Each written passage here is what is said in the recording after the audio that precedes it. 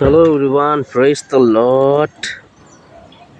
ईश्वरको महिमा होस्, उहाँको प्रशंसा होस् सधैँ है।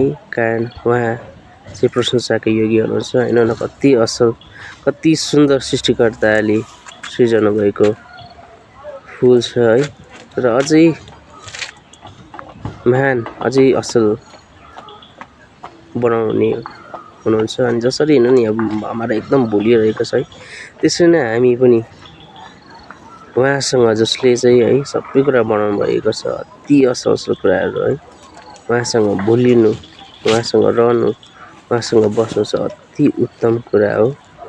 सो गाइस, हजुरलाई के कस्तो लाग्छ भिडियो है। म आशा गर्छु हजुरहरूले भिडियोलाई लाइक गर्नुहुन्छ अनि कमेन्टमा नबिर्सनु यो फुलको नाम के हो भनेर, अनि सेयर पनि हजुरहरूले गर्न सक्नुहुनेछ है।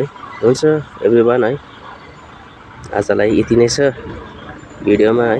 र फेरि हजुरसँग भेट्नेछु अर्को भिडियोमा। तबतकको लागि है, टेक केयर, आफ्नो ख्याल राख्नुहोस् होला है। अनि okay guys, everyone, by by, love you सधैँ सधैँ सधैँ सधैँ।